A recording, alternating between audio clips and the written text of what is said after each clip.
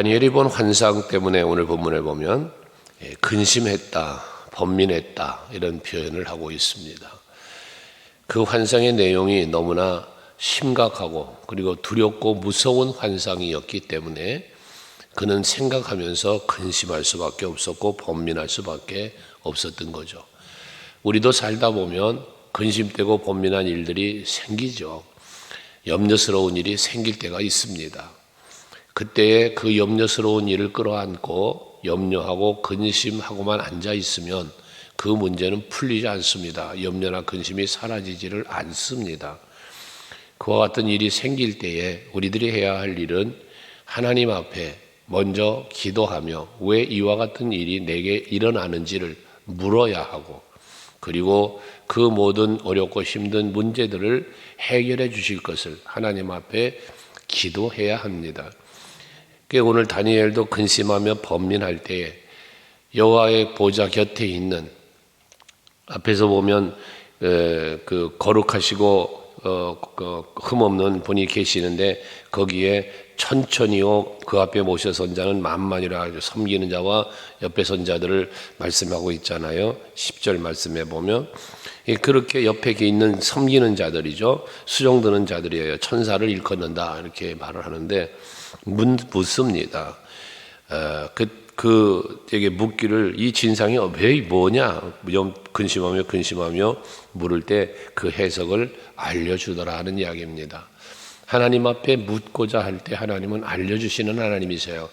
그러니까 알게 하시고 되게 하시고 또는 뭐 가르쳐도 주시고 이런 하나님의 일하심이지 않습니까?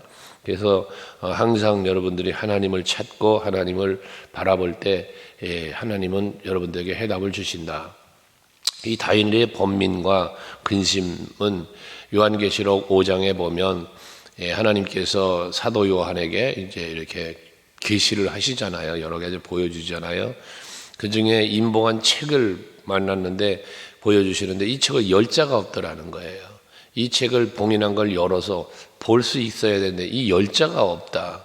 그래서 그 마음에 안타까워했던 그런 울었던 그렇게 사도 요한의 모습이 기록되어 있는데 그런 모습이죠. 환상은 봤는데 뭔가 하나님의 계시하는 것을 같은데 이게 도대체 무엇을 의미하는지 궁금했다는 얘기거든요. 이때 하나님은 수종드는 자를 통하여 그에게 해석을 해주는데 17절 이하가 이제 해석이잖아요. 내가 본 큰 짐승 네 짐승은 세상에 일어날 네 왕이다 라고 말씀을 합니다. 네 왕을 봤잖아요. 첫째 짐승, 둘째 짐승, 네 짐승을 보았는데 그건 살아 일어날 네 왕이다. 권세, 세상의 권세를 말하는 건데 이건 꼭 짐승이라는 것보다도 세상 권세를 상징하는 거였는데 이 나라에 대해서는 앞에서 말씀드렸죠. 바벨론, 메데바사, 헬라 제국, 그리고 마지막은 로마 제국으로 이렇게 이어지는 그런 나라들이라고 얘기했죠. 역사적으로 볼 때 그렇다라고 해석을 할 뿐인데 어쨌든 세상 권세가 이렇게 일어날 것이다 라고 말씀하면서 18절에 보면 그렇게 세상에서 권세들이 일어나는데 지극히 높으신 이의 성도들이 나라를 얻으리니 그 누림이 영원하고 영원하고 영원하리라. 세상의 권세자들이 아무리 일어나도 하나님 앞에서 택함받은 성도들은 그들이 누리는 나라가 형성된다는 거예요. 그러니까 세상 나라가, 세상을 다스리는 권세자들이 다스리는 나라 말고 하나님의 백성들이 누릴, 성도들이 누릴 나라가 영원하고 영원하고 영원하리라는 영원을 반복해서 세 번이나 반복하는 것은 큰 분명한 영원을 말하는 거죠. 그걸 누릴 수 있는 나라가 형성된다고 말하는 거예요. 그게 누가 지극히 높으신 하나님의 나라라고 말하니까 세상 권세자들이 만든 나라가 아니라 지극히 높으신 하나님이 만드신 나라. 앞에 14절에서도 그의와 그의 권세와 영광과 나라를 주고라고 말하잖아요. 또 그 백성들과 나라들과 다른 언어를 말하는 모든 자들이 그를 섬기게 하셨으니 그의 권세는 소멸되지 않은 영원한 권세고 그의 나라는 멸망하지 아니할 것이다 라고 말씀한 그의 나라, 그 나라를 여기 18절에서도 말하고 있는 거예요. 그래서 세상 권세가 아무리 세고 강할지라도 우리는 두려워하지 말아야 할 것은 세상의 어떠한 권세, 이 권세 속에는 어떤 그 명예나 또는 우리가 생각하는 그 어떤 정치적 권세 뭐 있을 수 있고, 또 뭐 물질의 권세, 여러 가지 다양한 힘을 말한다 그랬잖아요.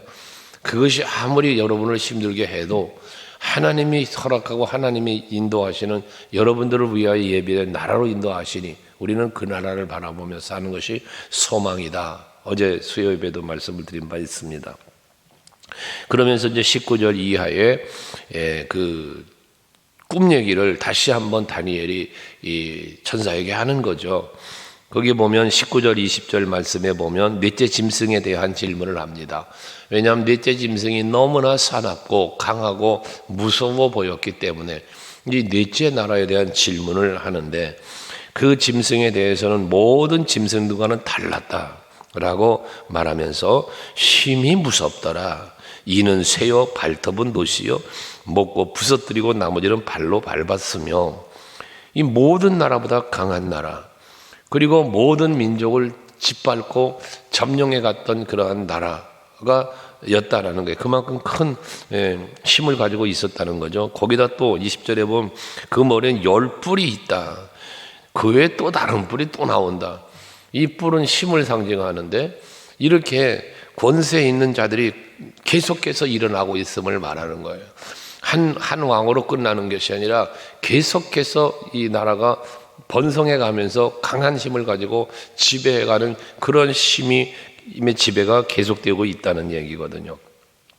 그런데 21절에 보니까 그런 힘들이, 이 뿔이 그랬잖아요. 그 세상의 권세가, 세상의 힘이 성도들과 더불어 싸워 그들에게 이겼다라고 말합니다.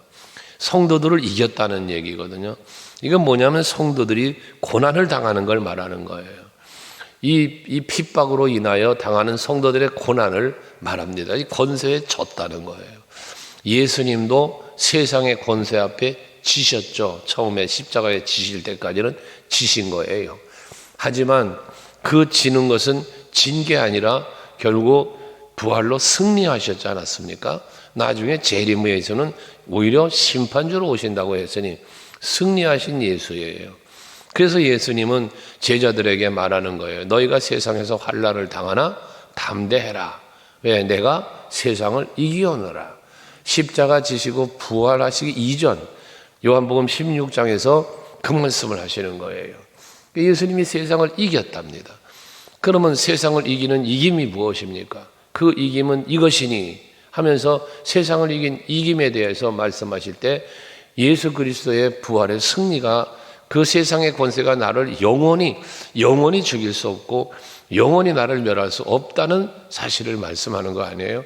이긴 것 같고, 세상이 이긴 것 같고 세상의 권세가 힘이 강한 것 같지만, 아무리 세상의 힘이 강하고 아무리 저들을 짓밟아도 예수는 죽일 수 없어. 다시 살아나셨고, 오늘 우리들도 마찬가지예요.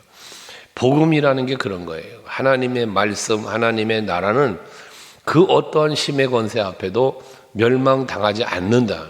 그래서 앞에 영원하고 영원하리라라는 말씀을 한 것입니다. 여러분은 이미 그 영원한 권세, 하나님의 자녀된 권세를 받으신 분이고 이미 영원한 하나님의 나라를 기업으로 얻으신 분들이에요. 하기 때문에 이 나라는 그 누구도 여러분들을 그것에서 빼앗을 수가 없는 거죠. 왜? 예수께서 친히, 성령께서 친히 여러분들에게 오셔서 지키고 주고 계시기 때문에 그렇습니다. 당시 이겼다는 거예요, 성도들을. 그러나 22절에 보니까 옛적부터 항상 계신 이가 와서 지극히 높으신 이의 성도들을 위하여 원한을 풀어주셨고 때가 이름에 성도들이 나라를 얻었더라 했습니다. 지금 성도들이 지누고 있는데 지고 있을 그때에 여호와께서 오셨다는 거예요. 예수가 오시는 거죠. 지극히 높으신 이가 성도들을 위하여 오셔서 친히 찾아오시는 거예요. 예수가 높은 보좌를 버리고 이 땅에 찾아오시는 것처럼 여러분들을 돕고 여러분들을 힘이 되주시고 여러분들을 영원한 나라로 예비된 나라로 인도하시기 위하여 예수께서 오신 거예요. 길이 되어 오셨어요. 생명이 되어 오셨어요. 진리로 오신 거예요. 그래서 오직 그 예수로 말미암아 이 지극히 높으신 이가 옛적부터 계신 이가 만들어 놓은 그 새 나라, 영원한 나라로 우리를 인도해 주신다는 거예요. 그래서 그 원한을 풀어줬다. 여러분, 힘든 일을 겪을 때 얼마나 괴로워요? 얼마나 힘들어요? 하지만 아무리 힘들고 고통을 당했다 할지라도 영원한 하나님의 나라가 여러분에게 펼쳐질 때, 그때 우리는 얼마나 기쁘겠어요? 얼마나 행복하겠습니까? 여러분, 한번 상상을 해봐요. 여러분이 하나님의 나라를 갔어요. 갔더니 그 나라가 계시록에서 설명하고 있는 그 아름다운 모습들이 내 앞에 펼쳐지는데, 영광의 보좌가 보이는데, 전사의 찬양과 더불어 얼마나 거기 기가 막히게 가보니까 믿음의 선진들이 거기서 여러분들을 기다리고 있고, 여러분들이 들어오는 걸 박수하며 찬송하며 맞이해 준다고 가정을 해보자고 말이에요. 그림을 한번 상상해 보자 말이에요. 얼마나 멋지겠어요? 얼마나 행복하겠어요? 이 원한을 풀어주시는 거예요. 내가 힘들었던 그 고난의 대가가 보상되어질 때 얼마나 기쁘겠냐 그 말이에요. 마라돈 선수가 42.195km를 달려갈 때 얼마나 힘들게 달려갑니까? 하지만 마지막 결승점에 도달하여 들어갈 때 보면, 저는 마라톤 선수들은 밖에서 뛰잖아요.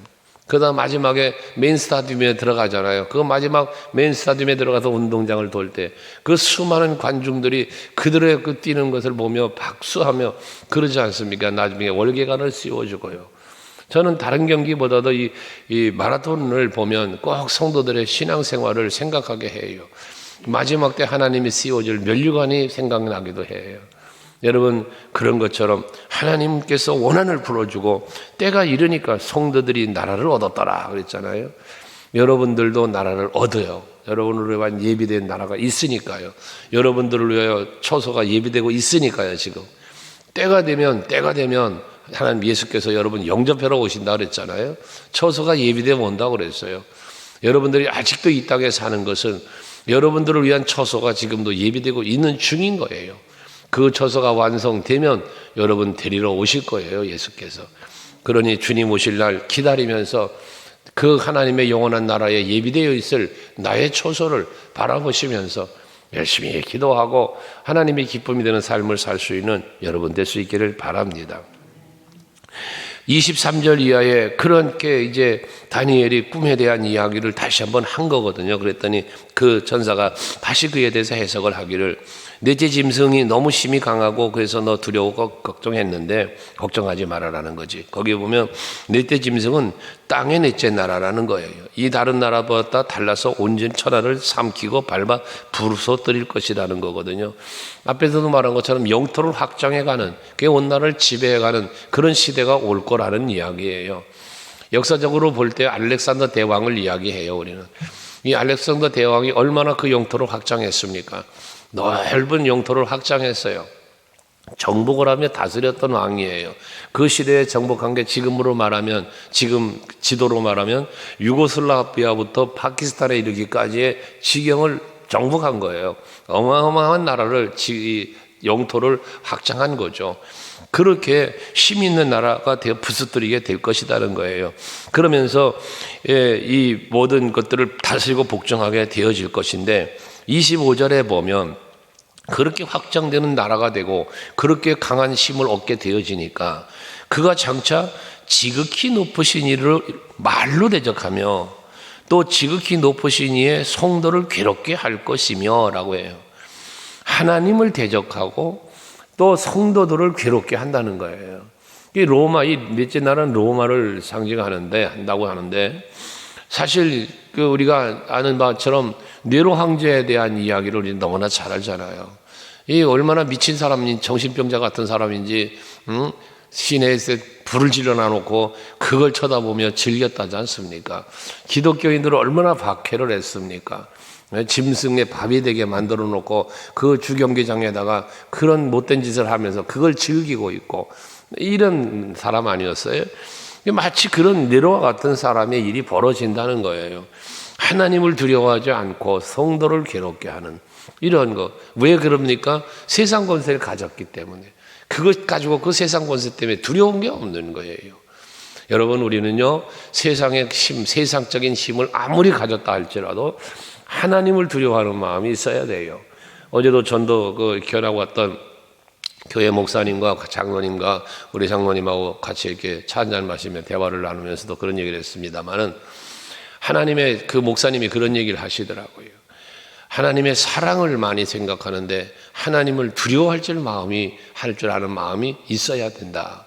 그런 이야기를 목사님도 하시면서 같이 이런저런 대화를 한 일이 있어요.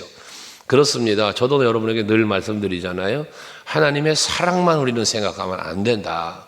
하나님의 공의로우심을 우리는 알고 두려워하는 마음이 우리에게 있어야 한다. 이 말씀을 늘 드리는 거 아닙니까? 그러나 세상 권세를 워낙 강하게 갖다 보니까 마치 자기 말 한마디면 많은 사람이 움직이고 많은 나라들이 굴복하니까 대단한 힘을 가진 양 생각을 하는 거죠. 그 잘못된 판단 때문에 하나님을 대적하고 하나님의 자녀인 성도를 괴롭히는 이들이 되었다는 거예요. 또 나아가서 그가 또 때와 법을 고치고자 할 것이며 때와 법을 고친대요. 말이 됩니까? 때와 법은 하나님이 정하신 거 아니에요. 때는 하나님이 정하시는 거예요.